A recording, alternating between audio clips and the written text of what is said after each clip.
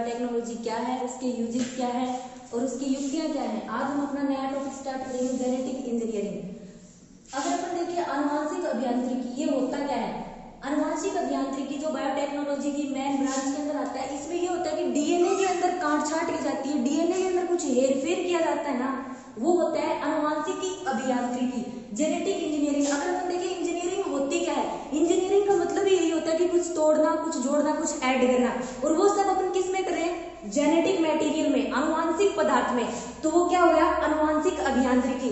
अगर आपसे मैंने पूछा जाता है जेनेटिक इंजीनियरिंग क्या होती है, तो डीएनए के अंदर जो हेरफेर, जो चेंजेस किए जाते हैं, जो काट छाट की जाती है, वो आनुवांशिक अभियांत्रिकी ही होता है। ठीक है, मेंडेलियन पॉइंट अपन देखें तो डीएनए के अंदर हेरफेर या काट छाट जो की जाती है,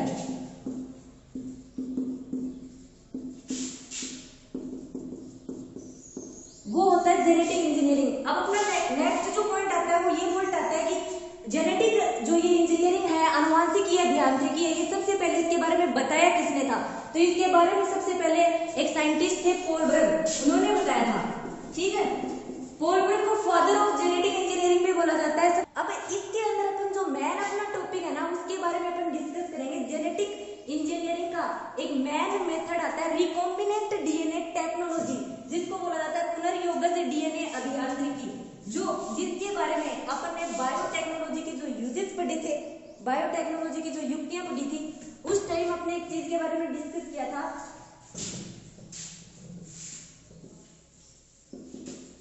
रिकॉम्बिनेंट डीएनए टेक्नोलॉजी, मतलब पुनर्योगज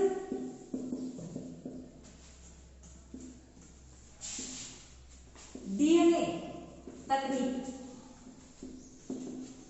इसके बारे में अपन पढ़ेंगे। ये मोस्ट पार्ट है अपने इस जेनेटिक इंजीनियरिंग लेसन का। इसके ऊपर क्वेश्चन आने के चांसेस सबसे ज्यादा रहते हैं। अगर इस टॉपिक की बात करें रिकॉम्बिनेंट डीएनए टेक्नोलॉजी, तो अपने माइंड में सबसे पहले एक ही चीज आती है, ये पुनर्योगज डीएनए आखिर होता क्या है। इसके बारे में अपने को डिस्कस करना है कि पुनर्योगज डीएनए क्या होता है। पुनर्योगज डीएनए, रिकॉम्बिनेंट डीएनए किसको बोला जाता है? रिकॉम्बिनेंट डीएनए की अगर अपन बात करें तो रिकॉम्बिनेंट डीएनए वो डीएनए होता है, मान लीजिए जो किसी भी जीव का मूल डीएनए जो होता है ना, किसी जीव का मूल डीएनए है, उस मूल डीएनए में बाहर से कोई डीएनए या फिर जीन ऐड कर दिया जाता है, तो वो होता है पुनर्योगज डीएनए। एक जीव है, मान लीजिए जीव है, एक जीव है जिसका क्या है, खुद का ये पर्सनल डीएनए है। ओके, इस मूल डीएनए में बाहर से अपन कोई डीएनए ऐड कर रहे हैं, तो ये जो दोनों डीएनए आपस में ज्वाइंट हो रहे हैं, उसके बाद में जो डीएनए बन रहा है, जो बाहर से डीएनए ऐड करने के बाद में, उसको अपन बोलते हैं पुनर्योगज डीएनए। ठीक है, किसी भी जीव के मूल डीएनए में बाहर से कोई जो जीन या फिर डीएनए ऐड करना क्या कहलाता है? पुनर्योगज डीएनए कहलाता है। अपन पढ़ेंगे इसकी पूरी की पूरी प्रोसेस। रिकॉम्बिनेंट डीएनए टेक्नोलॉजी जो है वो मेथड कैसे कंप्लीट होता है, उसमें कौन कौन सी टूल्स जो है उनको अपन यूज करते हैं, उनके बारे में अपन पढ़ेंगे।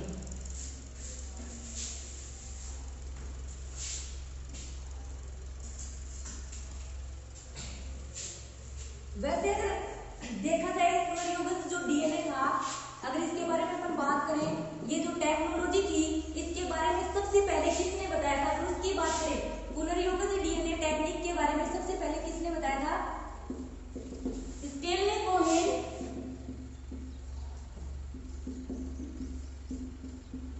व हर्बर्ट बोयर, वे इनके सहयोगी थे। मैन रोल जो था वो इन दो जो साइंटिस्ट थे इनका था। इन्होंने 1973 के अंदर दो जो बैक्टीरिया थे, साल्मोनेला और इकोलाई जो थी, उनके अंदर पुनर्योगज डीएनए टेक्निक के बारे में बताया था। कुछ टेक्निक्स जो कुछ टूल्स इसमें यूज की गई थी। अब ये पुनर्योगज डीएनए तकनीक जो है, अपन किसी भी जीव का मूल डीएनए जो होता है उसके अंदर बाहर से अपन कोई भी डीएनए ऐड करते हैं, तो वो पुनर्योगज डीएनए हो गया। और इस पुनर्योगज डीएनए को कंप्लीट करने के लिए कई प्रक्रमों से गुजरना पड़ता है। वो प्रक्रम पुनर्योगज डीएनए तकनीक के अंदर आते हैं, वो होती है रिकॉम्बिनेंट डीएनए टेक्नोलॉजी। ठीक है, अगर अपन बात करें रिकॉम्बिनेंट डीएनए बनाने के लिए या इस तकनीक को कंप्लीट करने के लिए कुछ टूल्स की आवश्यकता होती है, कुछ उपकरण अपने को चाहिए, तो अपन उनके बारे में डिस्कस करेंगे। ठीक है, ये भिन्न भिन्न चरणों में कंप्लीट होती है ये तकनीक। सबसे पहला चरण जो होता है वो होता है वांछित डीएनए या जीन का सिलेक्शन। वांछित डीएनए को चुनना। सेकंड जो है वो वाहक का सिलेक्शन, क्लोनिंग वाहक का चयन, क्लोनिंग वाहक का चयन।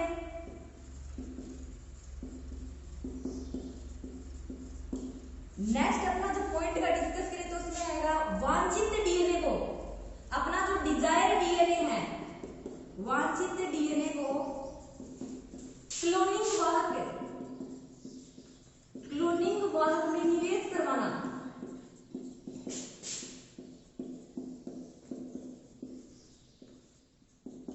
ओके, अपना जो थर्ड है, अब वांछित डीएनए को क्लोनिंग वाहक में निवेश करवा दिया तो ये पुनर्योजित डीएनए हो गया। इसके बारे में अपन डिटेल से स्टडी करेंगे आगे।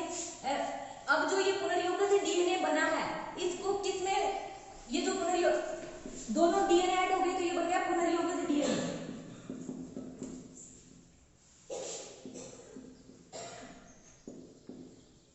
पुनर्योजित डीएनए, ठीक है। अब इस पुनर्योजित डीएनए को अपन क्या करेंगे, प्रपोषी जो कोशिका होती है उसके अंदर ट्रांसफर करेंगे इसको, क्योंकि अपने को इसकी मल्टीपल कॉपियां चाहिए, इसकी बहुत सारी कॉपियां चाहिए, जिसके लिए अपन इसको होस्ट सेल, प्रपोषी कोशिका जो होती है उसमें इसका स्थानांतरण करेंगे। ठीक है, पुनर्योजित डीएनए का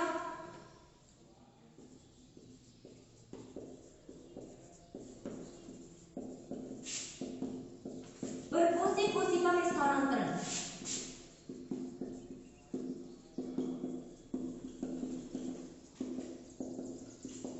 ठीक है, जब इसकी प्रपोषी कोशिका में इसको स्थानांतरण कर दिया जाता है, अपने को इसकी मल्टीपल कॉपीज प्राप्त हो जाती है पुनर्योजित डीएनए को, तब उसको बाहर निकाल लिया जाता है और जिस भी उद्देश्य के लिए अपन ने इसकी जो वांछित जो ये अपना डिजायर डीएनए अपन ने लिया था, किस एम से किस उद्देश्य से लिया था, उस उद्देश्य के थ्रू अपन उसकी मल्टीपल कॉपी प्राप्त करके किसी सेल में डाल देते हैं। जैसे मैंने आपको बताया था बायोटेक्नोलॉजी के यूजेस में मेडिकल एरिया में अपन इंसुलिन हार्मोन का फॉर्मेशन करते हैं जिसको अपन होम्युलिन बोलते हैं। वैसे इंसुलिन का फॉर्मेशन करना है, किसी भी चीज का फॉर्मेशन करना, चाहे वो मेडिकल एरिया में हो, एनवायरमेंट एरिया में हो या फिर एग्रीकल्चर एरिया में हो, किसी भी एरिया के अंदर हो, उसका अपन यूज कर सकते हैं।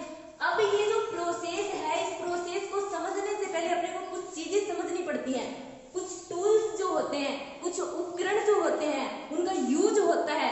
ये जो पूरी प्रोसेस कंप्लीट करने के लिए उन टूल्स के बारे में अपन स्टडी करेंगे। उसके बाद में अपन डायग्रामेटिक तरीके से इस पूरी की पूरी प्रोसेस को समझेंगे।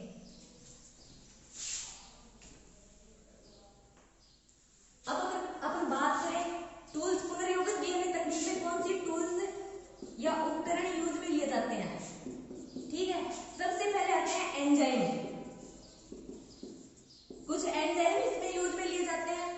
सेकंड आता है क्लोनिंग वाहक।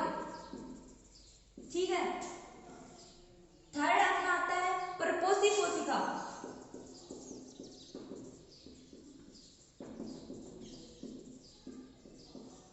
या प्रपोषी कोशिका या फिर होस्ट सेल, ये तीन जो है ये मेन चीजें हैं। ठीक है, अब बात करें सबसे पहले अपने को चाहिए एंजाइम, फिर अपने को चाहिए क्लोनिंग वाहक, तो क्लोनिंग जो वेक्टर है वो, उसके बाद में अपने को चाहिए प्रपोषी कोशिका मतलब होस्ट सेल, ये अपने को चाहिए। एंजाइम जो है, एंजाइम अलग अलग प्रकार के चाहिए। सबसे पहले अपन एंजाइमों के बारे में देखेंगे, एंजाइम कौन कौन से चाहिए। तो अगर बात की जाए, अपन साइंस की बात करते हैं, बायोटेक्नोलॉजी की बात करें या फिर डीएनए में काट छाट करने की बात करें, किसी भी टाइप का डीएनए से जो भी जोड़ तोड़ अपन कर रहे हैं वो किसके थ्रू करेंगे। एक रिस्ट्रिक्शन एंजाइम आता है, प्रतिबंधन एंजाइम, सीमाकारी एंजाइम, या फिर उनको आणविक कैंसिया या मोलिकुलर सीजर बोला जाता है। ठीक है, जेनेटिक मटेरियल को मोलिकुलर सीजर के थ्रू ही कट किया जाता है। जो उसके बारे में अपन पढ़ेंगे, एंजाइम जो है सबसे पहले अपन पढ़ेंगे सीमाकारी एंजाइम या प्रतिबंधन एंजाइम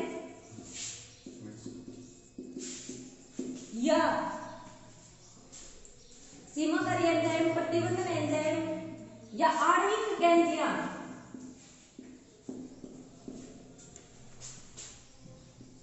ठीक है, मॉलिक्यूलर सीदर, ये सारी की सारी चीजें आती हैं। रिस्ट्रिक्शन एंजाइम बोल सकते हैं, सीमाकारी एंजाइम बोल सकते हैं, प्रतिबंधन एंजाइम बोल सकते हैं, आणविक कैंचिया बोल सकते हैं, मॉलिक्यूलर सीदर बोल सकते हैं। सारे के सारे एक ही बात है। अब ये क्या होते हैं रिस्ट्रिक्शन एंजाइम की जब हम बात करें, रिस्ट्रिक्शन एंजाइम होता क्या है? रिस्ट्रिक्शन एंजाइम होता है कि जो डीएनए होता है, डीएनए के अंदर काट छाट करने के लिए अपन जिस एंजाइम का यूज करते हैं वो रिस्ट्रिक्शन एंजाइम होता है। रिस्ट्रिक्शन एंजाइम 2 टाइप का होता है। कौन कौन सा? Restriction exonuclease, restriction endonuclease. अपन जो यूज में लेंगे वो रिस्ट्रिक्शन एंडोन्यूक्लियस है। अगर मैं बात करूं रिस्ट्रिक्शन एक्सोन्यूक्लियस की, रिस्ट्रिक्शन एक्सोन्यूक्लियस क्या होता है? कोई भी डीएनए है, मान लीजिए आपका डीएनए है, तो ये क्या करेगा? इसको बाहरी सिरों से कट करेगा। रिस्ट्रिक्शन एक्सोन्यूक्लियस हमेशा डीएनए को बाहरी सिरों से कट करेगा, ठीक है। अगर बात करें रिस्ट्रिक्शन एंडोन्यूक्लियस, तो रिस्ट्रिक्शन एंडोन्यूक्लियस क्या करेगा? अपना कोई डीएनए है उसकी स्पेसिफिक रिकॉग्नाइज्ड साइट होते हैं, उस साइट की स्टडी करेगा।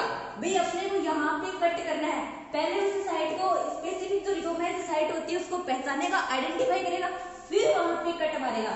तो इसलिए अपन रिस्ट्रिक्शन एंडोन्यूक्लियस जो है उसका अपन रिकॉम्बिनेंट डीएनए टेक्नोलॉजी में यूज करेंगे।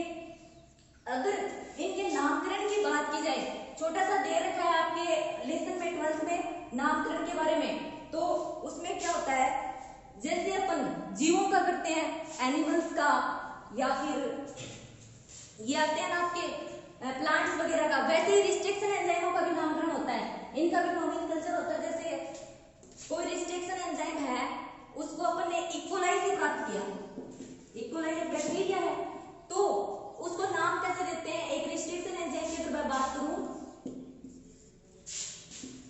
इकोलाई फेस्ट, ये एक रिस्ट्रिक्शन एंजाइम है, ओके। इसको ये नाम कैसे मिला, अपन इस पर डिस्कस करें। तो सबसे पहले इसे जिस बैक्टीरिया से अपन ने प्राप्त किया है, जिस बैक्टीरिया से अपन ने प्राप्त किया उसका वंश का नाम लेते हैं, ठीक है। इकोलाई का वंश का नाम ले लिया ई, जिसे हमेशा कैपिटल अक्षर में लिखते हैं, ठीक है। अब दूसरा जो है, अपन क्या करते हैं, किसी भी बैक्टीरिया की जाति का नाम लेते हैं जो 2 अक्षरों का होता है और उनको स्मॉल अक्षर में लिखा जाता है। अगर ये जो है अपन इकोलाई से लिया था, तो इसकी स्पीसीज जाति का नाम लिख देते हैं। दो अपन इसके ये 2 जो है अक्षर स्मॉल लेने हैं, और जो वंश का नाम अपन ने लिया था वो कैपिटल लेना है। फिर इसको किस प्रभेद से प्राप्त किया गया है? तो इसको आर प्रभेद से प्राप्त किया गया है। अब ये जो फेस्ट लगाया है, इसका क्या मतलब होता है? एक ही बैक्टीरिया के अंदर अपने को काफी ज्यादा रिस्ट्रिक्शन एंजाइम जब मिल जाते हैं, तो उसको फर्स्ट, सेकंड, थर्ड, फोर्थ ऐसे नाम दे दिए जाते हैं। तो यहाँ से ही आ गया इकोलाई फर्स्ट।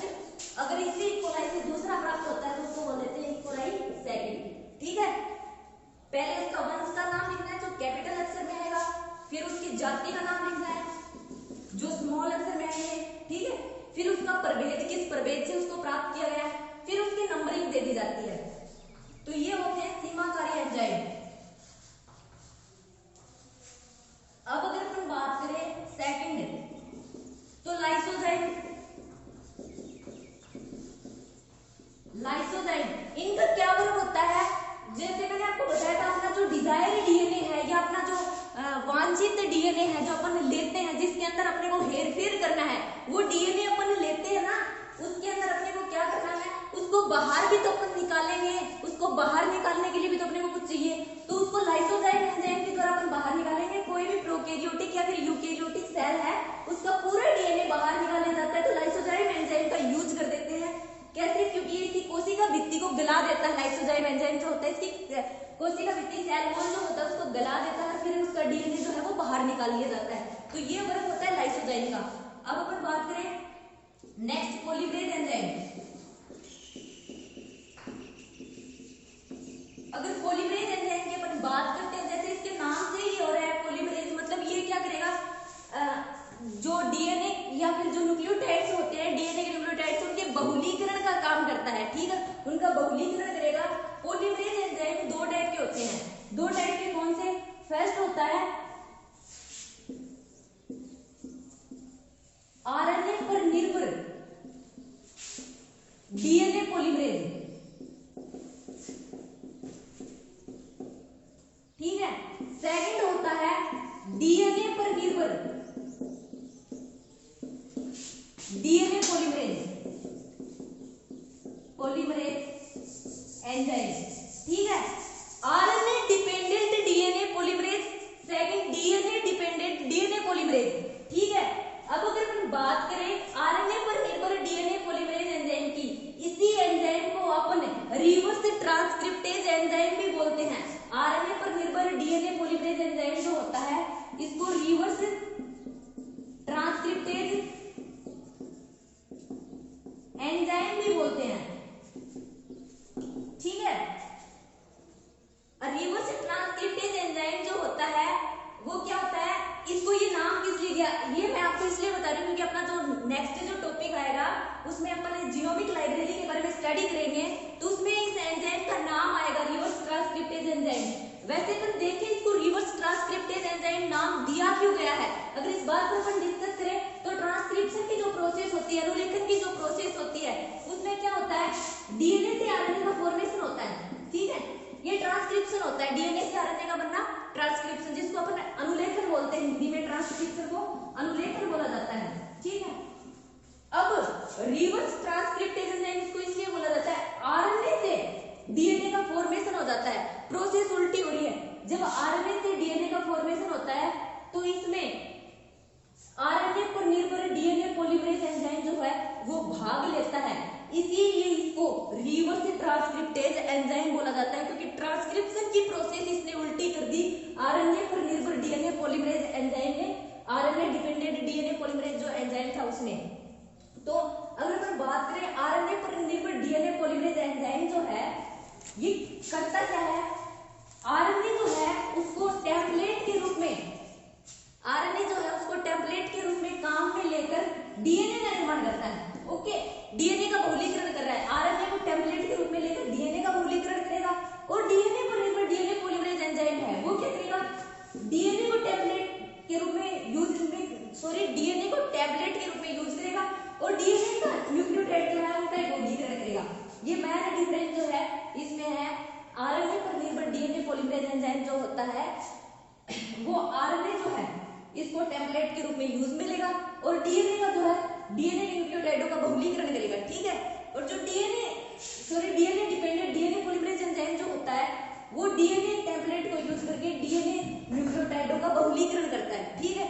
ये हो गए डीएनए पॉलीमरेज एंजाइम। अब अगर हम बात करें नेक्स्ट एंजाइम की तो आता है अपना लाइगेज एंजाइम। लाइगेज एंजाइम, इस एंजाइम का क्या काम होता है, लाइगेज एंजाइम का जो अपने वांछित डीएनए लिया था और जो अपना डिजायर डीएनए मतलब वांछित डीएनए वांछित जीन या फिर डिजायर डीएनए या फोरेन डीएनए जो होता है उसको क्लोनिंग वेक्टर या वाहक के साथ ऐड करने का जो काम किया जाता है ना, ये जो वांछित डीएनए और वाहक को जो आपस में जोड़ेगा ये काम होता है लाइगेज एंजाइम का, ठीक है। उसके बाद में बनता है पुनर्योगज डीएनए, तो लाइगेज एंजाइम का ये काम होता है।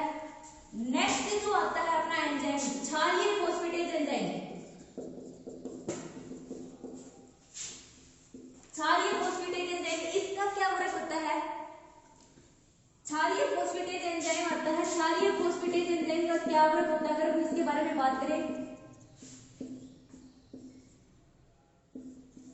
इसमें क्या होता है, जो अपन वाहक क्लोनिंग वेक्टर ले रहे हैं ना उसके ये जो वेक्टर अपन लेंगे वो सर्कुलर राउंड होगा, और इसकी एक कैपेसिटी होती है, अपन इसको मॉलिक्यूलर सीजर से जैसे ही काटते हैं ये फिर से सर्किल हो जाता है। अब अपने उसको रेखीय क्रम में बनाना पड़ेगा, तभी तो इसके अंदर अपन क्या जोड़ेंगे, अपना जो डिजायर डीएनए है, अपना जो वांछित डीएनए है, वो जो फोरेन डीएनए अपन ने लिया है वो जोड़ेंगे, ठीक है।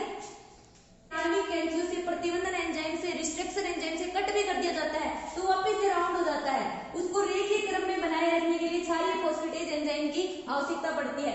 तो स्टूडेंट्स आज अपन ने पढ़ा था अनुवांशिक अभियांत्रिकी क्या होती है, उसके बारे में अपन ने डिस्कस किया, डीएनए में जो हेरफेर किया जाता है सबसे पहले कोलब्रग जो था उसने इसके बारे में बताया। फिर अपने बड़ा पुनर्योगज डीएनए क्या होता है, मूल डीएनए जो होता है उसमें बाहर से कोई डीएनए ऐड कर देना पुनर्योगज डीएनए होता है। और जिन प्रक्रमों से गुजरा जाता है पुनर्योगज डीएनए को बनाने के लिए वो पुनर्योगज डीएनए तकनीक होती है। इसके बारे में सबसे पहले स्टेनले कोहेन व जो हर्बर्ट कोहेन थे उन्होंने बताया था। फिर अपने टूल्स के बारे में डिस्कस किया कि पुनर्योगज डीएनए टेक्निक में कौन कौन सी टूल्स आती है।